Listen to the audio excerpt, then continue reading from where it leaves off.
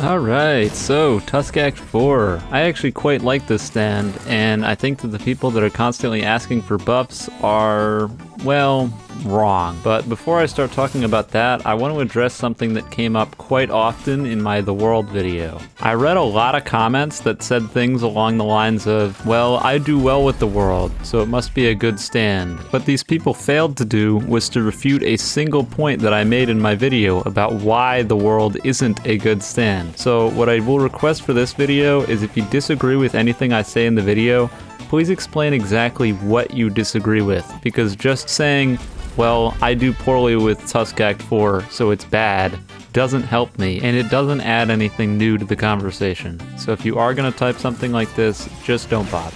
Anyways, with that little disclaimer out of the way, let's jump into Tusk Act 4's moveset.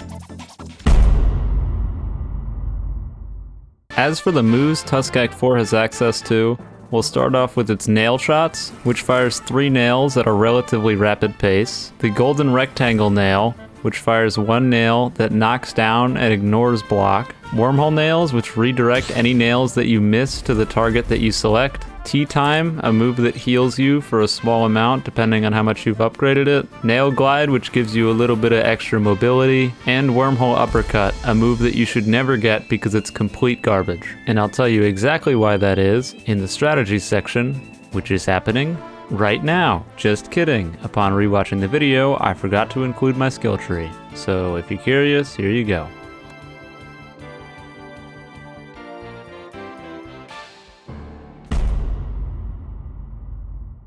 Alright, so before I say anything about any of the strategies for this stand, I have to talk about Wormhole Uppercut. Maybe this won't be a strategies section, more so as it is the Wormhole Uppercut is worthless section. But seriously, what the hell were they thinking with this move? It costs 4 skill points, is brain dead easy to parry, and knocks down, so you can't even get anything off of it if you land it anyway. Moral of the story, just don't unlock it. It's absolutely useless. Anyways, as for strategies with Tusk Act 4, it's really, really simple. You're going to be shooting nails often and running away a lot.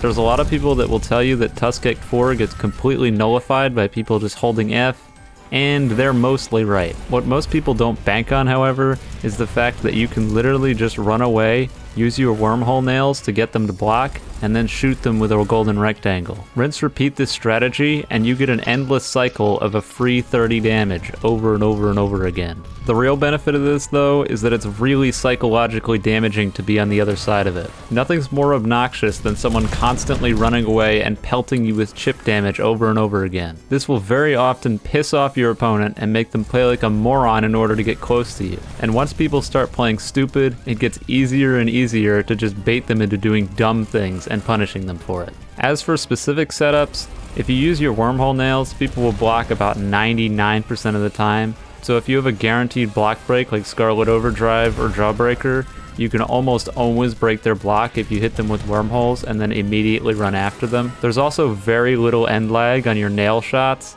so assuming that the projectiles don't bug out, if you use it to approach and hit them with it and then click right afterwards, you can do that to try to get a combo, which works, I would say, about roughly 70% of the time. The number one thing you have to remember with this stand is patience, patience, and more patience. I think the reason a lot of people struggle is because they're all too willing to try to get that one combo that does a ridiculous amount of damage. And Tusk Act 4 just doesn't have any of that. It has 2 mediocre and borderline non-functional projectiles and 1 very good projectile. But because it has so many, you can just run away and use them over and over again, cycling the cooldowns. Is it lame? Maybe, but it works. As for Tusk's other moves, I don't even use Tea Time because I feel like the points you spend versus the amount of health you get off of it is not worth it, and I've already done my piece on Wormhole Uppercut. So what you're basically working with is clicks and your 3 projectiles. Now I think what frustrates people about Tusk Act 4 is the fact that it doesn't have some big super special move that most of the rare stands have. And while I'll admit that it having a beatdown would be kinda cool, I just don't really know if it needs it. In a supportive role, Tusk Act 4 is really, really strong, since you can't block any of the projectiles if your teammate's already attacking them. And if you pair it up with something with a time stop, since it can move indefinitely in those, you can basically either guarantee yourselves one-shots, or do a ton of damage to other people that are also in the time stop. I think people just aren't willing to accept that Tusk Act 4's gimmick is a passive rather than an active ability, because being able to move throughout people's entire time stops and being able to go through things like Your Own Shadow and Love Train is a very strong passive. It's just people don't really take notice of it too much. Tusk Act 4 does have some problems though, but that's not really talking about strategies. So I guess I'll cover that in the conclusion right now. Obviously, it's no secret that holding F against Tusk Act 4 is a surefire way to make them lose about 50% of their damage. But what if I told you that I don't think that this is intended? Alright, so here's the thing about Tusk Act 4's nails compared to the other acts of Tusk. Tusk Act 4 shoots less nails and shoots them slower than Act 3 in particular. If any of you have used Tusk Act 3 or fought against Tusk Act 3 even remotely recently, you'll notice that if you get hit by one of their nail shots, you get hit by the rest of them and then get hit by a golden rectangle afterwards almost 100% of the time. And that is part of the reason that a lot of people say that Tusk Act 3 is better than Tusk Act 4. Although a side note to that, Tusk Act 3's nails do less damage than Tusk Act 4's, making it so that you get the placebo of it doing more damage, even though it isn't really. But regardless, the main reason that Tusk Act 4 loses so much damage is that even if you land the first or second shot of nail shots, you aren't guaranteed the subsequent shots. If someone gets hit by the first or second shot and holds F, they'll block the next few. Yep. Yeah, so you can block the third one. Like, why can you do that? Yeah. Now, why this is, I genuinely have no idea.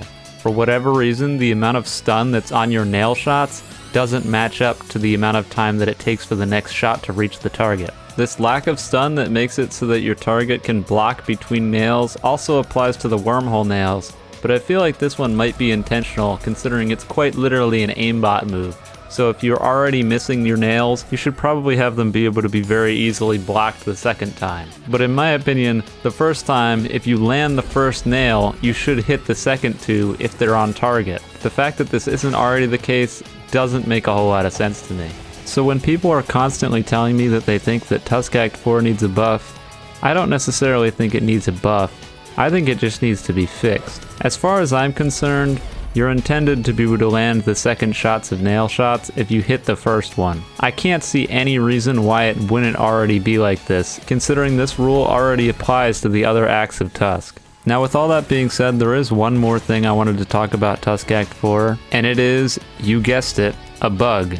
Because it wouldn't be an Eclipse video if I didn't talk about bugs. Currently, the way the wormhole nails work is that they randomly generate wormholes around the opponent and then shoot nails out of those wormholes at a very fast speed in order to make it so that those nails don't miss. Now for some reason, the properties of these nail bullets allow them to collide with walls. This means if you use wormhole nails against someone that's up against a wall, on a ladder, or just generally around anything that could normally stop a projectile, the wormhole could appear either inside of the wall or hit a piece of terrain and just nullify itself. I feel like the wormhole nails should be able to go through objects. That way you're guaranteed the hits no matter what, regardless of whether or not they're next to a wall or if they're out in the open. As it stands right now though, the wormhole nails can be incredibly inconsistent depending on where your opponent is standing. There is one other thing that I just remembered I wanted to mention, and that's the fact that Tusk Act 4 can very easily get dumpstered by counters. And I feel like this shouldn't be the case since it already bypasses Love Train and Your Own Shadow. In my opinion, I feel like Tusk Act 4 should have the ability to ignore all the counters in the game. I don't see any reason why it can go through Love Train and Your Own Shadow, but still get screwed over by stuff like GER counter, or Sea Moon counter, or Epitaph, or any of those other counters in the game. Anyways, with all that being said, I'm actually very interested to see what you guys have to say in the comments about Tusk Act 4, because I think this is probably a fairly unpopular opinion that I don't think it needs to get buffed. So I'm curious to see as to what you guys have to say about it. What you think should be changed, what you think should stay the same, etc. I think I've covered everything I wanted to cover though, and seeing as that's the case, I suppose I'll end it here. So have a wonderful day or night wherever you are, and I'll see you next time.